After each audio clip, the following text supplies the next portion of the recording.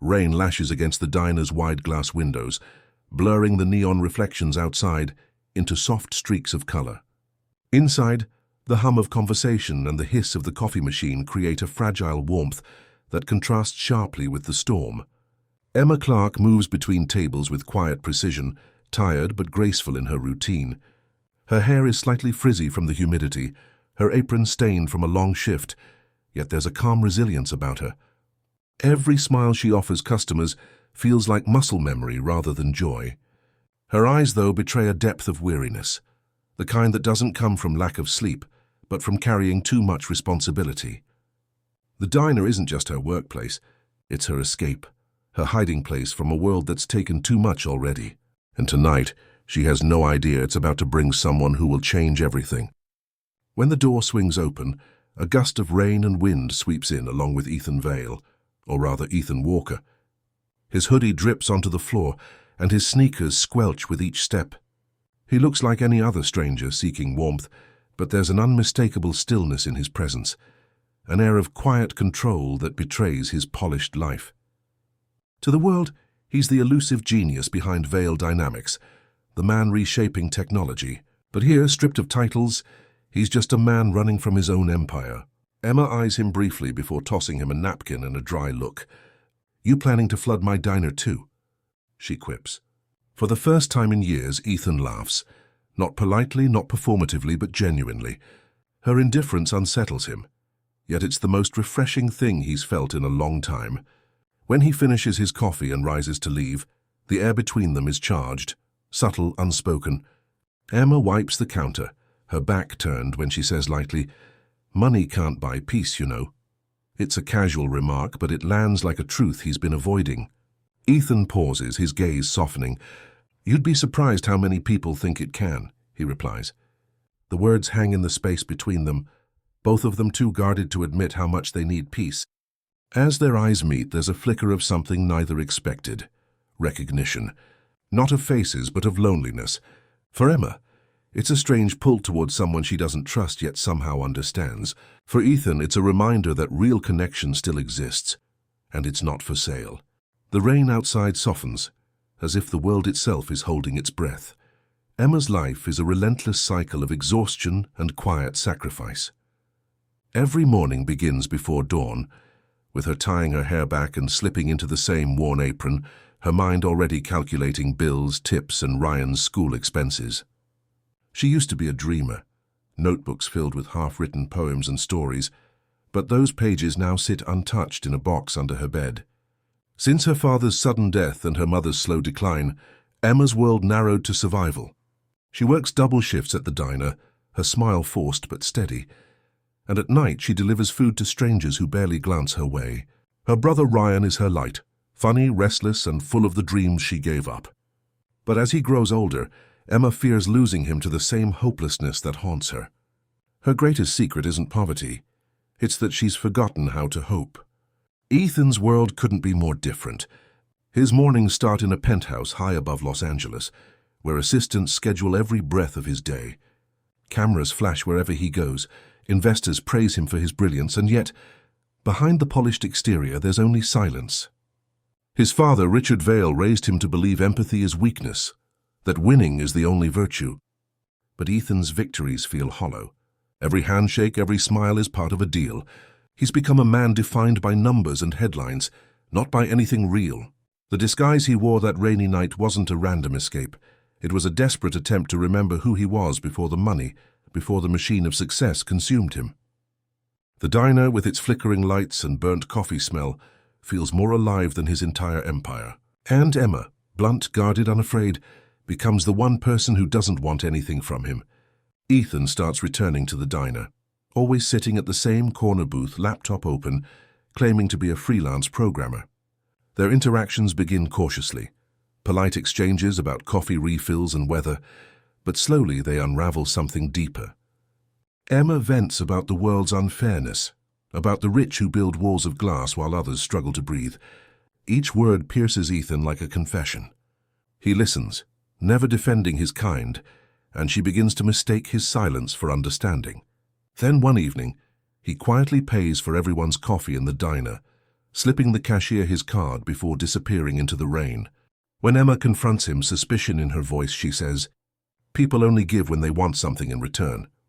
Ethan meets her eyes, not as a billionaire, not as a CEO, but as a man stripped bare, and answers softly, "What if someone just wants to be seen differently?"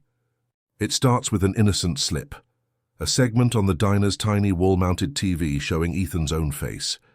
The anchor praises Ethan Vale, the visionary billionaire behind Vale Dynamics, his smile flashing across the screen as he discusses building a better future through technology. Emma scoffs between coffee refills, shaking her head. "People like that don't even know what hunger feels like," she mutters. Laughter ripples through the diner, harmless to everyone except the man sitting in the corner booth. Ethan's stomach tightens, panic washing over him as he forces a smile. He's spent weeks earning her trust, not through charm but by being ordinary. And now the truth threatens to unravel everything. That night, as he walks home in the rain, his mind races. He could confess and lose her, or keep the lie alive and live for once as someone who's seen, not worshipped. He chooses the lie. From that moment, Ethan doubles down on being Ethan Walker. He starts noticing the small things, the squeak in Emma's old car, the way she always tugs her jacket tighter before walking home. One night her car won't start after a late shift, and he insists on fixing it, sleeves rolled up, hands dirty with grease. When she offers him $20 in thanks, he shakes his head, smiling. "Call it a good deed," he says. Under the flickering glow of the streetlight, Emma studies him, really studies him, and something softens. For the first time in years, she lets a genuine smile slip through, one that's unguarded and radiant. For Ethan, that smile is electric, not because it's beautiful, but because it's real. He's been surrounded by perfection his entire life, but this flawed, exhausted, brave woman makes him feel something he thought he'd lost: humanity. Days turn into weeks, and Ethan's presence becomes a quiet constant. He helps Ryan with his school project, drops off groceries, fixes the leaky faucet, all without fanfare. Emma begins to rely on him cautiously, her trust growing in small, tender increments. But Ryan, sharp and curious, notices something odd. One night, scrolling through his phone, he stumbles across an article about Ethan Vale. The resemblance is uncanny. Same eyes, same crooked half-smile. When he shows Emma, Ethan laughs it off, calling it every broke guy's fantasy to look like a billionaire. The joke works, but a sliver of guilt cuts deep. Later, under the soft hum of a streetlight, Emma turns serious. "If you ever lie to me, I'll never forgive you," she says quietly, her gaze steady. Ethan freezes, every instinct screaming to tell the truth, but his silence stretches too long, and the unspoken begins to burn. The days between Ethan and Emma begin to blur into something warm, fragile and dangerously beautiful. Their connection grows in quiet moments: stolen glances over morning coffee, laughter during long drives along the coast, whispered conversations beneath a starlit sky. For Emma, it feels like breathing again after years of holding her breath. She starts to believe that love, the kind built on trust and tenderness, might still exist. For Ethan, every moment with her is a reprieve from the chaos of his other life. With Emma, he's not the billionaire everyone wants a piece of. He's just a man who can fix cars, make bad jokes, and listen. Yet every heartbeat reminds him it's all built on a lie. Each time she thanks him for being real, guilt coils tighter in his chest. The truth isn't just a secret now. It's a ticking clock counting down to heartbreak. One afternoon, Ethan's double life begins to crumble. Clara, his loyal assistant, tracks him down outside the diner. Eyes sharp and voice low. "Your father knows," she says. He's furious. "The board thinks you've lost your mind." She warns him the paparazzi are closing in. A single photo could expose everything. Ethan's pulse pounds as he pleads for time. "Just a little longer," he says, desperate. Clara studies him. The powerful man she's served for years now reduced to vulnerability, and sighs. "She's not part of your world, Ethan. Sooner or later that'll destroy her. Or you." Her words linger like smoke. That night, as Emma talks about her crumbling diner and mounting bills, Ethan subtly tries to help, slipping her extra cash for repairs, suggesting investors. But she refuses, firm and proud. "I don't want anyone to save me," she says quietly. "I just want someone to stay." Ethan's heart twists at her words, because staying means lying and leaving means losing her. The tension gnaws at him, even during their sweetest moments. One evening, over dinner at a small restaurant, their conversation turns playful until Emma jokes, "If I ever met someone rich, I'd probably hate him on sight." Her tone is light, but it lands like a knife. Ethan's smile falters, the weight of his secret pressing hard against his ribs. The laughter fades, replaced by a silence thick with what neither of them can say. Later, as they walk home, the air hums with unspoken fear. Emma glances at him, her voice barely above a whisper. "Sometimes I feel like you're hiding something from me." Ethan meets her gaze, torn between confession and cowardice, and says softly, "Maybe I'm just scared of losing something real." His words tremble with truth, even as the lie continues to live. It happens in an instant. One ordinary morning shatters into chaos. The diner is buzzing with customers when the doors burst open, and a swarm of cameras floods the room. "Mr. Vale! Mr. Vale, why are you living under a fake name?" Reporters shout as flashes blind the room. Emma freezes, tray trembling in her hands, as she turns toward Ethan, or rather Ethan Vale. The name echoes through the diner like thunder. Her breath catches, disbelief twisting into something colder. Every late-night conversation, every gentle promise, every moment she thought was real rewinds in her mind. Tainted. The customers murmur. Phones rise to record. Ethan tries to reach her, his voice cracking. "Emma, please." But she steps back, her eyes glassy with betrayal. For the first time, she doesn't see the man who fixed her car or comforted her brother. She sees the billionaire she once mocked, and he's a stranger. Outside, the rain falls hard, mirroring the storm inside her chest. Emma stands in the downpour, arms crossed, trembling between rage and heartbreak. "You played me!" She screams as Ethan rushes after her, soaked to the bone. "You used me to feel better about your own guilt. Was I your little charity project?" Her voice cracks, raw with pain. Ethan shakes his head frantically, desperation etched across his face. "No, you're the only thing that's ever been real to me," he pleads, the truth spilling too late. The words hang between them, drowned by the rain. Emma's face crumples, the hurt in her eyes deeper than anger. "Then why did you have to lie to be loved?" she whispers, her voice breaking. The question guts him because he doesn't have an answer. She turns and walks away, her silhouette dissolving into the storm, leaving Ethan alone with nothing but regret and flashing lights. The fallout is merciless. Within days, the media devours the scandal. Billionaire deceives local waitress. Vale dynasty in crisis. Investors panic. Stocks plummet, and his father, Richard Vale, makes a public statement cutting all ties. "My son's actions do not reflect the values of Vale Dynamics." Ethan's empire crumbles piece by piece, but he doesn't fight back. None of it matters without her. The nights stretch endlessly in silence. Every room in his penthouse feels too large, too hollow. He replays that last moment. Her tears, her voice trembling with disbelief. For a man who once had everything, losing Emma feels like the first real loss of his life. He returns to the diner a week later, only to find her gone. Her locker empty, her name erased from the schedule. Emma Clark has vanished, leaving Ethan with the one thing money can't fix, a broken truth that finally caught up to him. 6 months pass, and the storm that once destroyed Ethan's world has finally quieted. He's no longer the face of Vale Dynamics, just its silent heart. Away from the spotlight, he rebuilds the company with humility, redirecting its immense wealth toward people who remind him of Emma, the workers, the dreamers, the ones forgotten by progress. He funds scholarships for low-income families, community kitchens, and local innovation programs. One of those scholarships bears a special name, the Ryan Clark Education Grant. Every time he signs the paperwork, a soft ache stirs in his chest, equal parts loss and gratitude. He's not seeking redemption through money. He's trying to honor what Emma taught him, that worth isn't measured in wealth but in sincerity. The man who once lived in glass towers now walks city streets unrecognized, finding meaning not in profit margins, but in small, quiet acts of good. Meanwhile, Emma's life blossoms in its own humble way. With the diner gone, she takes a risk. A small cafe tucked between 2 brick buildings, where the scent of fresh coffee and homemade pastries fills the air each morning.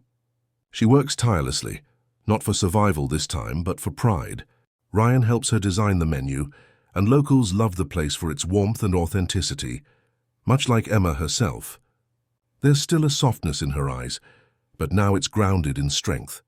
She doesn't wait for miracles anymore. She creates them. When life gets hard, she thinks of that night in the rain and the hurt, the betrayal, and realizes it taught her resilience. She doesn't hate Ethan anymore. She just hopes he found peace. Then one afternoon, while wiping tables, she finds a folded note beneath a cup. The handwriting is unmistakable. "Thank you for teaching me that love doesn't need wealth, just truth." When she looks up, Ethan is standing near the door. No suit, no cameras, just a quiet man with tired eyes and an honest smile. Their meeting is tender, wordless at first. Time has softened them both. He finally speaks, voice low and unguarded. "I don't expect forgiveness," he says. "I just wanted to see you happy." Emma studies him, seeing not the billionaire or the liar, but the man who lost and learned. After a long silence, she replies softly, "Maybe that's what love really is. There's no grand reunion, no cinematic kiss, just two souls who finally understand each other." As Ethan leaves, he glances back once, watching her serve a customer with that same quiet grace. Emma smiles faintly, a tear slipping down her cheek, not from pain but peace. They don't walk back into each other's arms, but they both walk forward and free, changed, and finally whole. Several months later, life has settled into a gentle rhythm for Emma. The cafe hums with laughter and clinking cups, her little corner of the world, thriving more than she ever imagined. One quiet morning before opening, she scrolls through her phone and freezes when a headline catches her eye. Ethan Vale funds local cafe program to help single mothers. The article details a new initiative supporting women entrepreneurs, inspired, the journalist writes, by a small cafe on the edge of Los Angeles. Run by a woman whose strength redefined success. Emma stares at the words for a long time, her lips curving into a soft, wistful smile. He never called, never tried to return, yet somehow he's still reaching out in the only way he knows how, by giving others what she once gave him, a sense of purpose. She doesn't cry. She just feels proud. That evening, as she locks up, rain begins to fall, gentle at first, then steady, just like that first night they met. The pavement glistens beneath the glow of the cafe sign, Clark's Corner, her name shining where once she felt invisible. She steps outside, closes her eyes and lets the rain touch her face. The scent of coffee mingles with wet asphalt, evoking memories she no longer runs from. Somewhere out there she imagines Ethan walking in a similar rain, perhaps glancing up at the same sky. There's no bitterness left, only quiet gratitude. He taught her that love doesn't always mean staying. Sometimes it means changing, growing and letting go. As she whispers into the soft drizzle, "I guess people really can change," her voice carries a hint of peace, not for what was lost, but for what was found within herself. The camera or story lingers on Emma standing beneath the streetlight, the rain falling around her like silver threads. Behind her the cafe glows warmly, a symbol of everything she built from heartbreak. Inside, a small sign near the counter reads, "Love served here." The world moves on quietly, unaware of the story written in that light, in that rain, in her quiet strength. As she turns and walks back inside, the sound of laughter and clinking cups welcomes her home. The screen fades slowly, her voice echoing softly. Sometimes the richest man isn't the one with the most money. It's the one who finally learns what love costs when you lose it. The lights dim, leaving only the reflection of rain on glass, a poetic full circle. Fade out,